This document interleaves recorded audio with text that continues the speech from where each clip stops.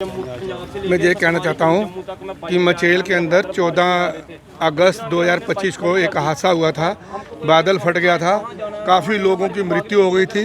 उसमें से 31 लोग जो हैं उनकी डेड बॉडियाँ नहीं मिली, और जो डेड बॉडियाँ मिली थी वो मेडिकल कॉलेज में लाई गई और 3 डेड बॉडियाँ काफ कब्रिस्तान के अंदर दफनाई गई। हमने उस समय प्रोटेस्ट किया था यहाँ कि इनका डीएनए करके हमें बताया जाए डेड बॉडी किन की हैं। उस समय सरकार ने कहा कि हमारे पास केमिकल नहीं है, इसलिए अभी डीएनए नहीं हो सकता।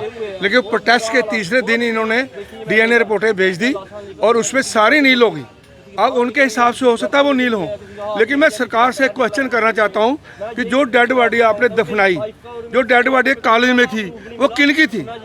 अगर आपके डीएनए में नेगेटिव है तो वो डेड बॉडी किन की है? आप उनकी शिनाख्त नहीं कर पाए।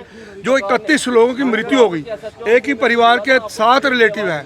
ये बचना से है, उसकी बीवी और 2 बच्चे हैं, इनकी 2 बेटी हैं। इस तरीके से उनकी डेड बॉडी आज तक ना मिली, और हमने मांग की कि अब तो उम्मीद हमने छोड़ दी है कि अब डेड बॉडी नहीं मिलेंगी, तो आप उनका मृत्यु प्रमाण पत्र दे दो, ताकि LIC में और म्यूचुअल फंड में, ऑफिस में, स्कूल में जब ये लोग जाते हैं तो वो कहते हैं पहले डेथ सर्टिफिकेट लाओ। जब सरकार ने डेथ सर्टिफिकेट नहीं दिया तो वो सारे दफ्तर का काम रुके हुए हैं। अब हमें डेड बॉडी की उम्मीद नहीं है, हम मृत्यु प्रमाण पत्र चाहते हैं, वो सरकार दे दे ताकि ये आगे का काम कर पाए।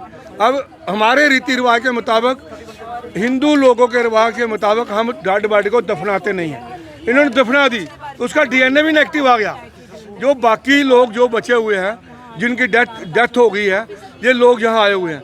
अब 10 महीने बाद फिर आए यहाँ और ये मांग रहे हैं कि हमें मृत्यु का प्रमाण पत्र दो, हमारे काम रुके हुए हैं। अब इनकी मैं ये कहता हूँ कि जो एक्सीडेंटल डेथ होती है, हमारे में गया जाके उनकी आत्मा की शांति के लिए जाते हैं, हरिद्वार जाते हैं, महीना करते हैं, 6 महीने करते हैं। ये गरीब लोग हैं, बेचारे कहीं जा नहीं पाए, पैसे नहीं है। CM ने कहा था हम कंपनसेशन देंगे, आज तक कंपनसेशन तो दूर की बात, हाल ही नहीं पूछते हैं। जिस दफ्तर जाते हैं बाहर ही गेट में खड़ा था, कहते जाओ टीम काम के दफ्तर। तो ये बाहर से आकर 1 हफ्ता रहते हैं, कहाँ जाएंगे?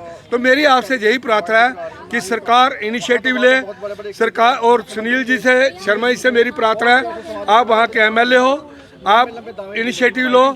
अब वोटों की नीति नहीं है, ये तो इंसानियत का फर्ज है।